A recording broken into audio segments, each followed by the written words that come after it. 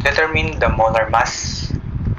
Ang molar mass natin, that is the molecular weight of 5.21 grams of gas. So that is the given mass, 5.21 grams of gas, which occupies a volume of 3.92 liters at a given pressure 105 kPa and the temperature which is 25 degrees Celsius. Pinapahanap is the molecular weight. So using the ideal gas law, PV is equal to mRT. Paano ba natin mapapalabas ang molecular weight?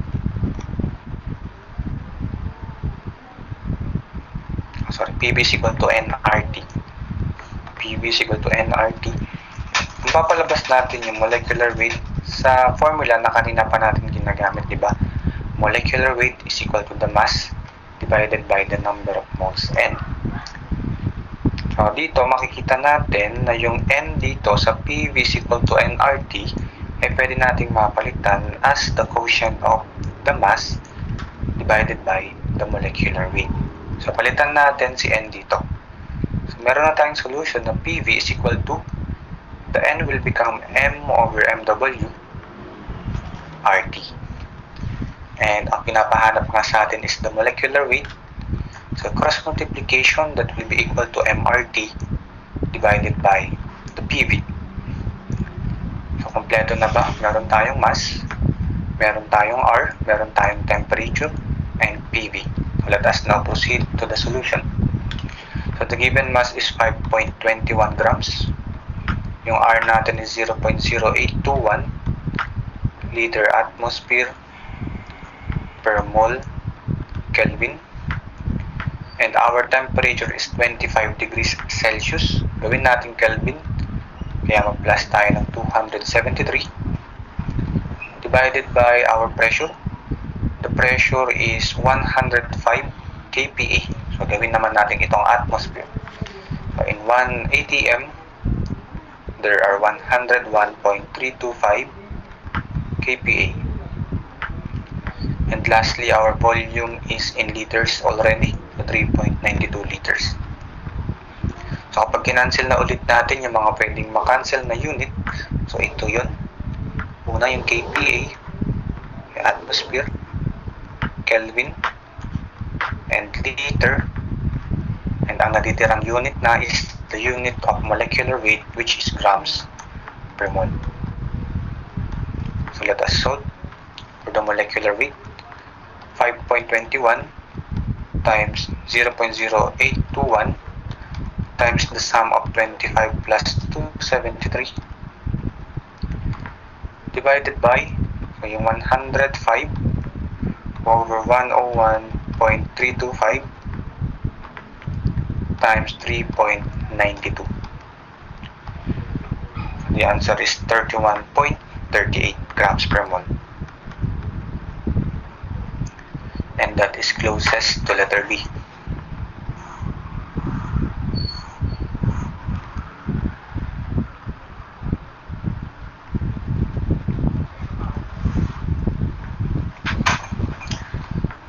Number 24. Calculate the molar mass of a gas. So we are looking for the molecular weight with a given density 2.73 grams per liter. And the pressure is 1.5 atmosphere and the temperature is 22 degrees Celsius. Let us try again using PV is equal to nRT. Kasi di ba nga yung mga other gas laws natin, Boyle's law, Charles law, Gay-Lussac's law, nagagamit lang natin sila kapag mayroong two conditions. Pero dito, isa lang naman yung condition. So, paano natin, pag-aralan natin yung formula na PV is equal to nRT. Kung paano ulit natin mapapalabas yung mga unknown na molecular weight. So, ganun ulit, PV, sige, from the formula na MW is equal to M over N. So, let us substitute the N as the mass divided by the molecular weight. So, ang lalabas ulit sa formula natin, PV is equal to, yung N natin ay magiging mass over molecular weight times RT. And solving for the molecular weight, cross multiplication, that will be MRT divided by the PV. Pero dito kasi sa ating given density ang naisulat natin, and we all know that mass over volume is what we call the density. So palitan natin yung quantity na yan. Kaya ang formula natin will be density RT divided by the pressure. So okay na to. Given na siya lahat. And the given density is 2.73 grams per liter. Yung R natin is 0.0821 liter atmosphere per mole Kelvin. And the temperature is 22 degrees Celsius, kaya magpa-plus tayo ng 273 para maging Kelvin, divided by the given pressure 1.5 atmosphere. So cancel of units ulit. Cancel ang liter, ang atmosphere, and ang Kelvin. So ang natitira ulit is grams per mole. So which is the unit for the molecular weight. 2.73 times 0.0821 times the sum of 22 and 273 divided by 1.5. So the answer is 44.08. 44.08 grams per mole. And that is letter C.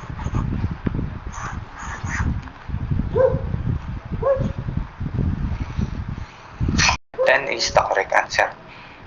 Ano ba ang formula? So, syempre, madali nating masasagutan tong problem na to kapag alam natin yung formula. So, atomic mass of a given element is simply equal to the sum of the atomic number and so, ano ba yung mga given? The given atomic mass is 19 AMU and the atomic number is 9. So, makukuha na natin agad ang number of neutrons. And ayan nga yung tamang hula natin na 19 minus 9, which is equal to 10. The number of neutrons.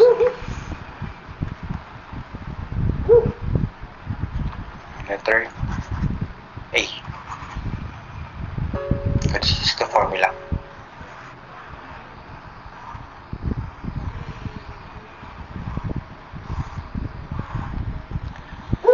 Number 26. So determine the pH value of a solution with 3.2 times 10 raised to negative 8 ion concentration. So solution lang naman ito. pH value is equal to the negative log of concentration. Sobrang dali lang, di ba? Basta alam natin yung formula. Hinahanap natin ang pH value. Given naman na ang concentration na 3.2 times 10 raised to negative 8. So that will be equal to negative log 3.2 times 10 raised to negative 8. And the answer is 7.49. 7.49. And ano bang masasabi natin kapag ganyan ang ating pH value? So kapag ang pH value ay less than 7, that is acid. If that is equal to 7, neutral yan. And if that is greater than 7, that is base. So in terms of litmus paper naman, yung acid, tineturn niya ang litmus paper into red, and ang base naman ay ginagawa niyang blue ang paper. And kadalasan yung acid ay maaasim and yung mga base naman ay mapapait. Let us proceed to number 27. What is the hydrogen ion concentration of a solution with a given pH 5.5? So sa ating solution, na pH is equal to negative log of the concentration, ang given naman is yung 5.5. So let us solve for the negative log x na lang siguro. So let us find the value of x. 5.5 equals the negative log of x. Shift solve. So that is 3.16 times 10 raised to 6. 3.16 times 10 raised to negative 6, capital letter M. So letter B. So dito i-familiarize din natin sarili natin that the unit of concentration is capital letter M. And I think that is molality.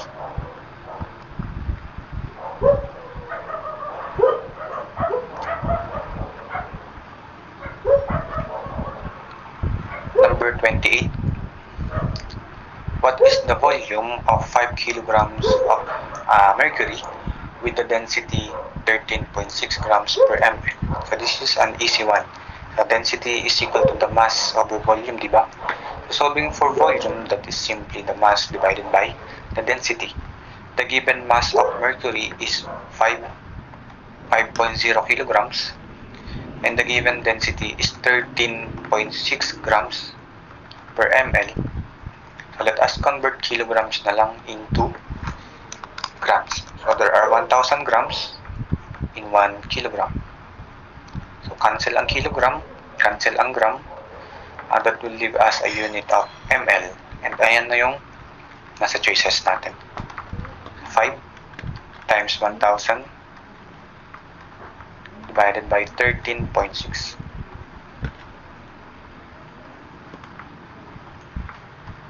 And the answer is 367.65. 367.65. And that is nearest to letter C.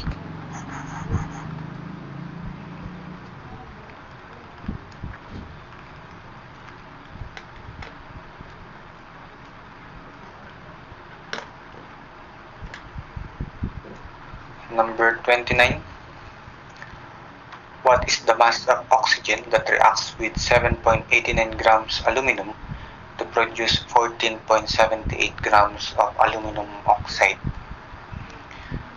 So dito wag natin gaanong pakaisipin, di ba?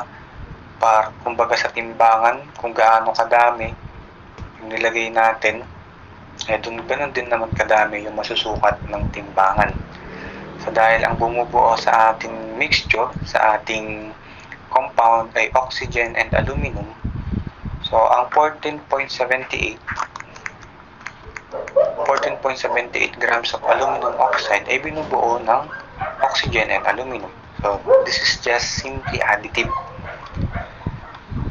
So the mass of oxygen plus yung mass ng aluminum, syempre ito ang mabubuo nating mass ng compound. Mass of aluminum oxide. So the mass of oxygen is unknown. The mass of the aluminum is 7.89 grams. And the mass of our compound is 14.78 grams. So the mass of oxygen is simply 14.78 minus 7.89. 14.78 minus 7.89. This is 6.89 grams. Letter D. Kapag ang pinag-uusapan natin ay timbang, that is simply additive.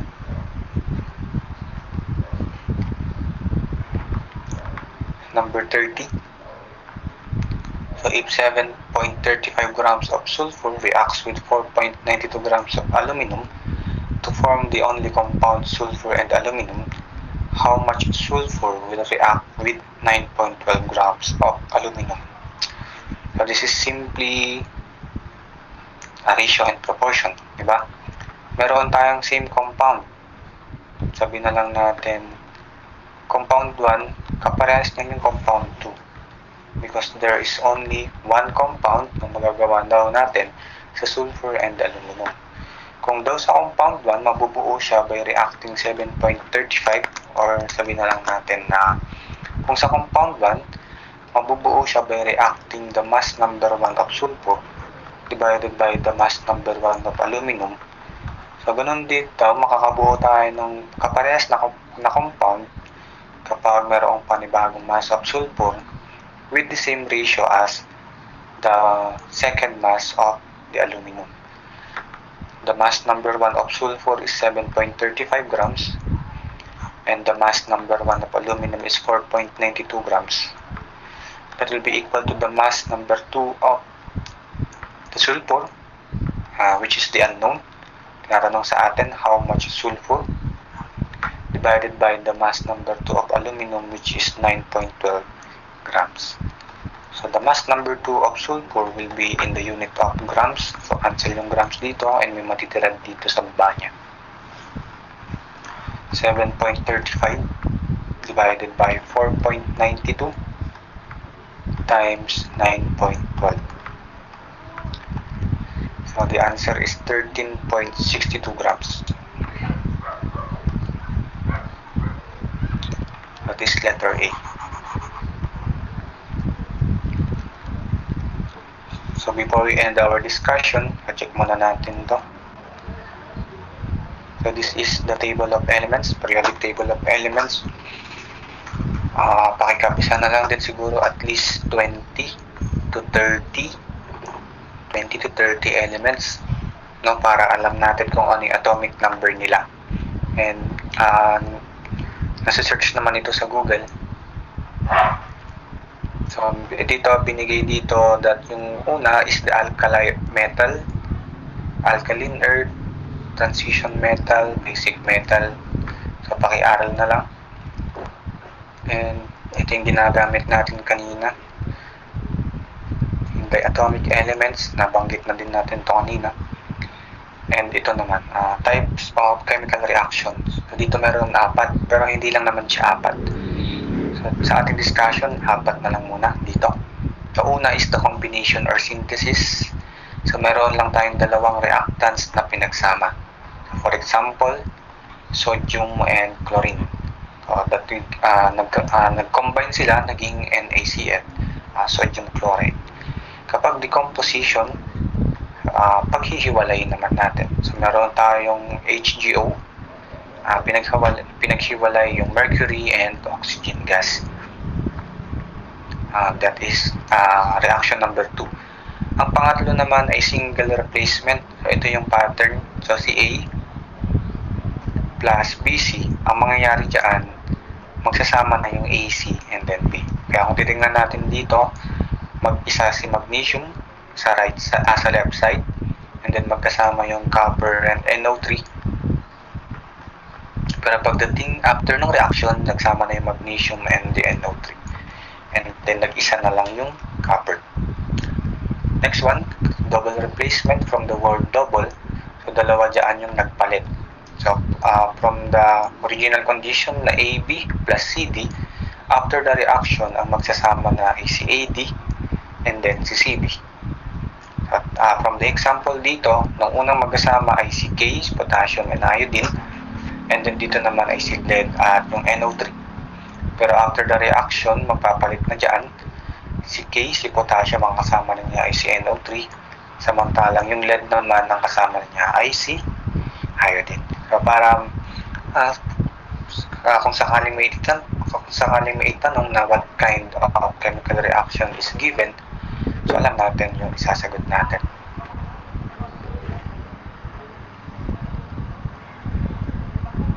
So next,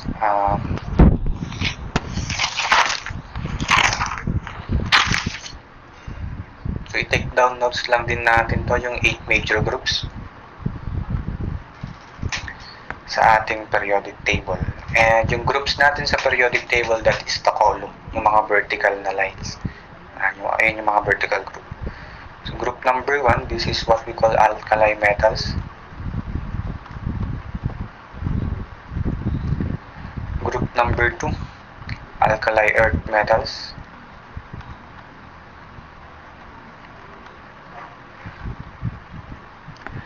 Group number 3, this is boron group. Kung tinawag siyang boron group, because boron ang nasa pinakataas na element ng group number 3. Dito naman, group number 4, that is carbon group. Dahil carbon yung nasa taas. Group number 5, nitrogen.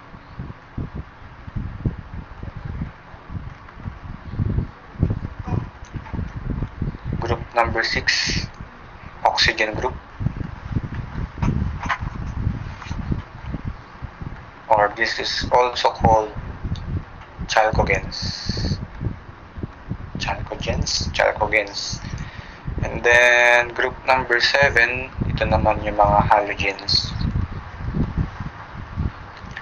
And group number 8, ito siguro yung pinakaalam natin, yung mga noble gases.